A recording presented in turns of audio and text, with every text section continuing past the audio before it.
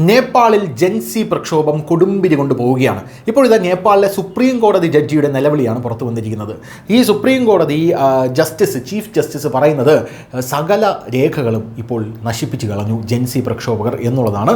അപ്പോഴും ജൻസി പ്രക്ഷോഭകരുടെ ഒരു പ്രധാനപ്പെട്ട ഒരു വീഡിയോ വൈറലാകുന്നത് ഈ സുപ്രീം കോടതിയും അവിടെയുള്ള പാർലമെൻറ്റും എല്ലാം തീയിട്ടിട്ട് അവർ ഇതിനു മുമ്പിൽ നിന്ന് ചുംബിക്കുകയും ആനന്ദ നൃത്തത്തിൽ ഏർപ്പെടുകയും ചെയ്യുന്ന കാര്യങ്ങളാണ്.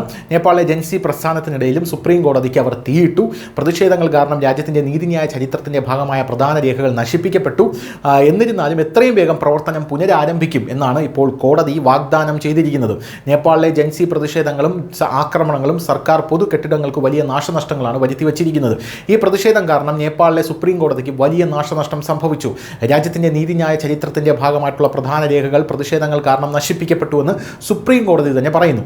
എന്നിരുന്നാലും എത്രയും വേഗം പ്രവർത്തനം ഞങ്ങൾ പുനരാരംഭിക്കുമെന്ന് സുപ്രീം കോടതി പറയുന്നു. എല്ലാ സാഹചര്യങ്ങളിലും നീതിയുടെ പാതയിൽ ഞങ്ങൾ ഉറച്ചു നിൽക്കുകയും ദൃഢനിശ്ചയം ചെയ്യുകയും ചെയ്യുന്നുവെന്ന് സുപ്രീം കോടതി ചീഫ് ജസ്റ്റിസ് പ്രകാശ് മാൻ സിംഗ് റൌട്ട് പറഞ്ഞു. നീതിക്കായുള്ള പൗരന്മാരുടെ പ്രതീക്ഷകൾ നിറവേറ്റുന്നതിനായി എത്രയും വേഗം കോടതി പ്രവർത്തനങ്ങൾ പുനരാരംഭിക്കുമെന്ന് ഞങ്ങൾ പ്രതിജ്ഞയെടുക്കുന്നുവെന്നാണ് അദ്ദേഹം പറഞ്ഞത്. ഈ രാജ്യത്തുടനീളം വ്യാപിച്ച ജൻസി പ്രസ്ഥാനം ഉണ്ടാക്കിയ ഈ തീവയ്പ്, കല്ലെറിയൽ, നാശനഷ്ടങ്ങൾ, കൊള്ള എന്നിവ മൂലം കോടതി കെട്ടിടങ്ങൾക്കുണ്ടായ നാശനഷ്ടങ്ങളിൽ ചീഫ് ജസ്റ്റിസ് അതിയായിട്ടുള്ള ദുഃഖം രേഖപ്പെടുത്തി. നേപ്പാളിന്റെ നീതിന്യായ ചരിത്രവുമായി ബന്ധപ്പെട്ട പ്രധാന രേഖകൾ ആക്രമണത്തിൽ ഏതാണ്ട് നശിച്ചു. അത് വലിയൊരു നാശനഷ്ടം തന്നെയാണെന്ന് അദ്ദേഹം പറഞ്ഞു.